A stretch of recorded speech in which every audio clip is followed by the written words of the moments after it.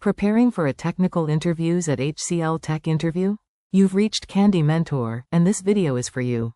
We'll walk through 20 key questions you're likely to face. For each question you'll see a sample answer followed by the key points to cover. Subscribe, like, and share, and drop a topic request in the comments. Question 1. What are the 4 pillars of object-oriented programming, and where have you used them? The 4 pillars are encapsulation, abstraction, inheritance, and polymorphism. I use encapsulation to protect object state through methods, abstraction to expose only necessary behavior, inheritance for genuine, relationships, and polymorphism to substitute implementations behind a common interface. For example, a payment service can call process on card or wallet implementations without knowing internal details. I prefer composition when behavior changes frequently because it reduces coupling and makes testing easier. While answering, define encapsulation, abstraction, inheritance, and polymorphism. Connect each to a practical example, explain interface design, and mention when composition is safer than inheritance. Question 2. How would you find duplicate values in an array efficiently? I would scan the array once while maintaining a hash set of values already seen. If a value is present, I add it to a result set, otherwise, I insert it into the scene set. This gives O(n) expected time and O(n) extra space, while naturally handling repeated values. If memory is restricted, I can sort the array first and compare adjacent elements, reducing auxiliary space but increasing the overall cost to O(n) log n.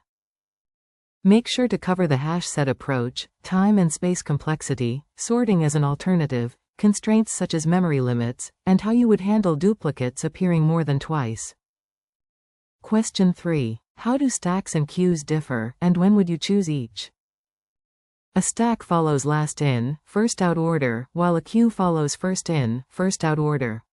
I use stacks for function call management, undo operations, expression parsing, and depth first search. Queues fit task scheduling, message buffering, and breadth first search. Both can provide O(1) insertion and removal when implemented correctly. In production, I also consider thread safety, bounded capacity, and whether blocking behavior is required rather than choosing solely by the abstract data structure. In your answer, explain LIFO and FIFO behavior, common operations, implementation choices, complexity, and realistic applications such as recursion, expression evaluation, scheduling, buffering, and breadth first search. Question 4. What is the difference between a process and a thread? A process is an independent execution unit with its own address space, whereas threads share the process's memory and resources. Processes provide stronger isolation but require more expensive inter-process communication. Threads are lightweight and useful for parallel I/O or CPU work, yet shared state introduces races and deadlocks. I choose processes for fault isolation or untrusted workloads, and threads when low overhead coordination matters. In either case, I design synchronization deliberately. Be sure to mention memory isolation, resource ownership, communication cost, scheduling, concurrency, parallelism, synchronization risks, and examples where multiple threads or separate processes are appropriate. Question 5. Explain normalization in relational databases. When might you deliberately denormalize?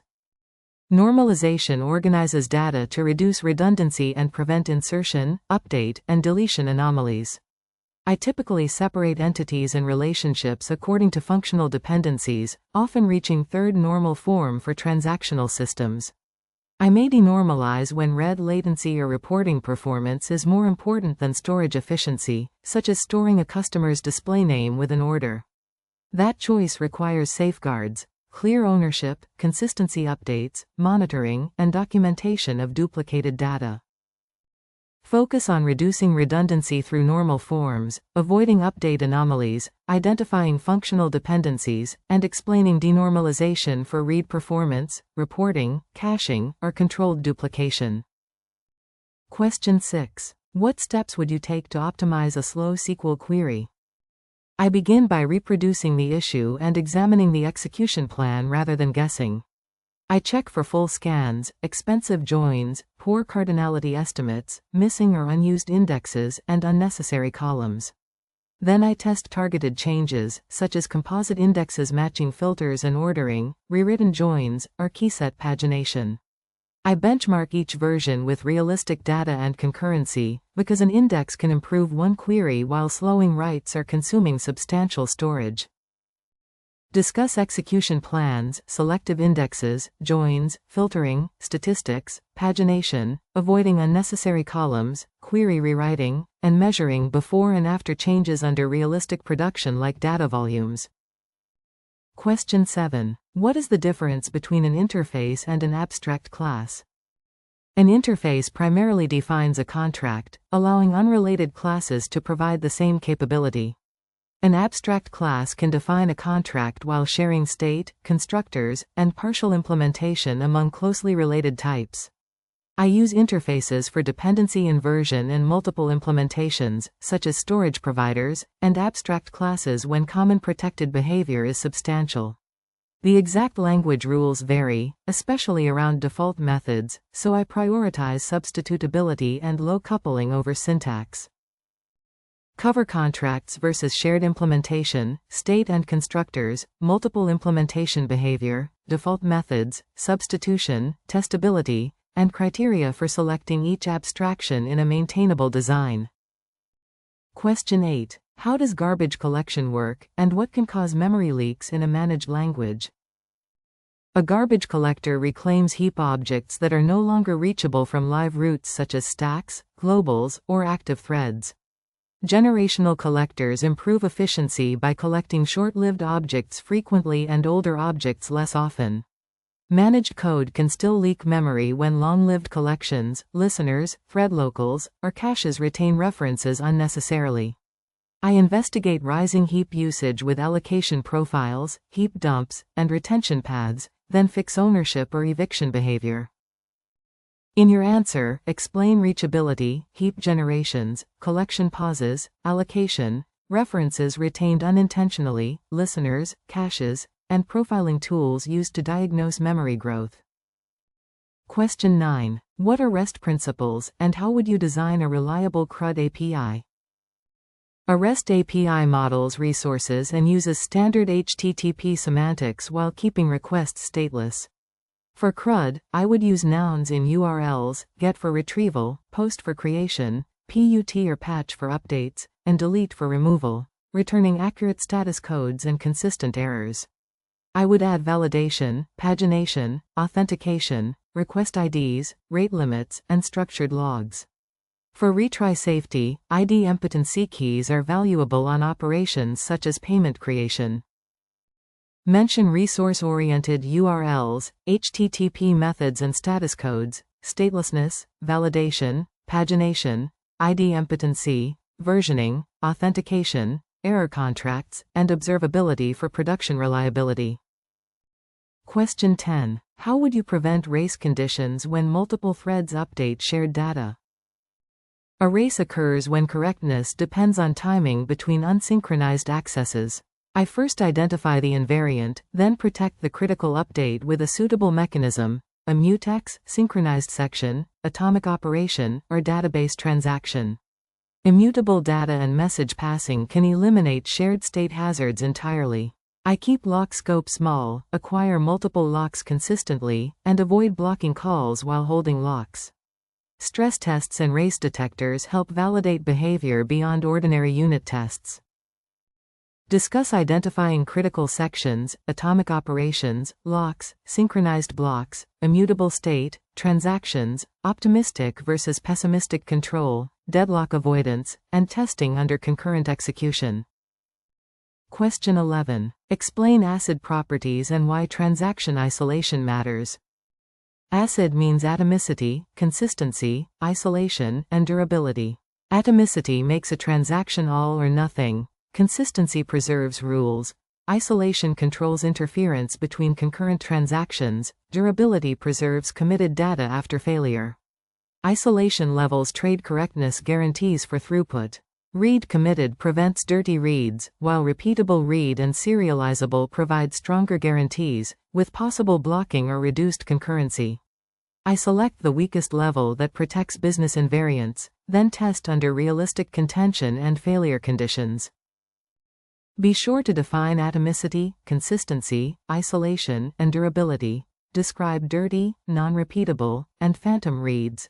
Compare isolation levels and discuss practical performance trade-offs. Question 12. What is the difference between authentication and authorization? Authentication establishes who a user or service is. Authorization determines what that identity may do.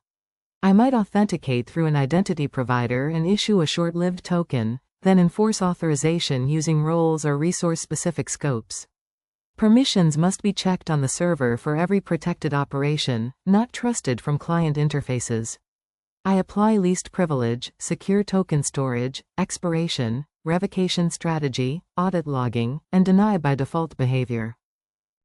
Cover identity verification versus permission decisions, sessions, tokens, roles, scopes, least privilege, expiry, revocation, secure storage, and how authorization should be enforced server-side.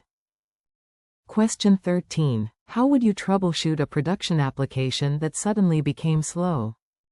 I first confirm the scope, affected endpoints, latency percentiles, error rates, and start time. I correlate metrics with deployments, traffic changes, infrastructure saturation, database plans, and downstream dependency health. Distributed traces and structured logs help locate the slow segment. If a recent release is strongly correlated, I mitigate through rollback or feature flags while preserving evidence. After recovery, I identify the root cause, add regression tests, and improve alerts or capacity planning. Explain symptom confirmation, recent changes, metrics, logs, traces, dependency health, resource saturation, database behavior, rollback decisions, and communicating impact while preserving evidence.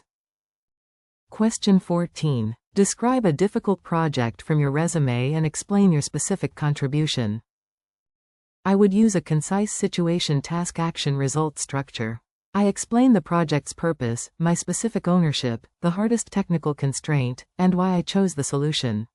For example, I might describe reducing API latency by introducing caching and query optimization, then quantify the improvement and mention validation through load tests. I also acknowledge collaboration and trade-offs. The strongest answer connects the experience to how I would contribute at HCLTech. Make sure to structure the response with context, measurable responsibility, technical decisions, challenges, collaboration, results, and a lesson learned without overstating team achievements. Question 15. How would you design a URL shortener or similar small-scale service? I would expose a create endpoint that accepts a long URL and returns a short key, plus a redirect endpoint that resolves the key. A database stores the key, URL, creation time, and optional expiry. A distributed ID or encoded sequence avoids collisions. Since reads dominate, I would cache popular mappings and use replication. I would validate schemes, rate limit creation, detect abuse, and clarify availability, analytics, and expiration requirements before finalizing the design. Discuss API boundaries, unique ID generation, storage schema, collision handling, redirects, caching, expiration, abuse prevention, availability, analytics, and scaling assumptions before adding complexity. Question 16. What is the difference between unit, integration, and end-to-end testing? Unit tests isolate a small function or class and run quickly with controlled dependencies. Integration tests verify boundaries such as database, queue, or service interactions. End-to-end tests exercise a complete user workflow and provide high confidence but are slower and more fragile. I build many focused unit tests, a useful integration layer for contracts and persistence, and a smaller number of critical end-to-end scenarios. Reliable fixtures and deterministic environments keep feedback trustworthy. Explain scope, dependencies, speed, isolation, confidence, test doubles, environment needs, failure diagnosis, and how a balanced test pyramid supports maintainable delivery. Question 17. How do you resolve a merge conflict in Git, and how do you prevent repeated conflicts? I inspect the conflicting files and understand the intent behind both changes before editing markers. I preserve the correct behavior rather than automatically choosing ours or theirs, then run formatting, tests, and a focused diff review. I communicate with the other author when intent is unclear. To prevent recurrence, I keep branches short-lived, synchronize frequently, separate unrelated refactoring, and use clear ownership for high-conflict files. A clean history is useful, but correctness comes first. Mention understanding both changes, communicating intent, rebasing or merging carefully, running tests, reviewing the final diff, smaller branches, frequent synchronization, and avoiding blind conflict acceptance. Question 18. What happens when you enter a URL in a browser? The browser parses the URL, checks relevant caches, and resolves the hostname through DNS. It establishes a TCP connection, or a suitable modern transport, then negotiates TLS for HTTPS. The browser sends an HTTP request, receives headers and content, follows redirects if needed, and begins parsing HTML.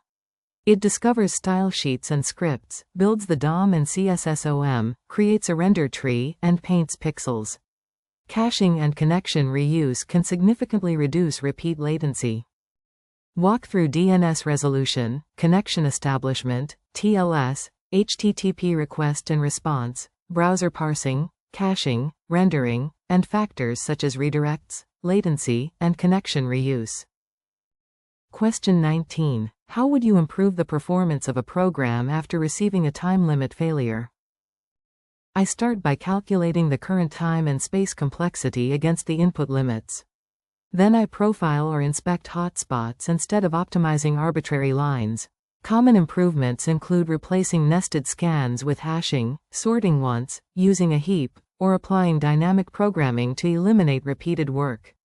I also check input parsing and unnecessary allocations.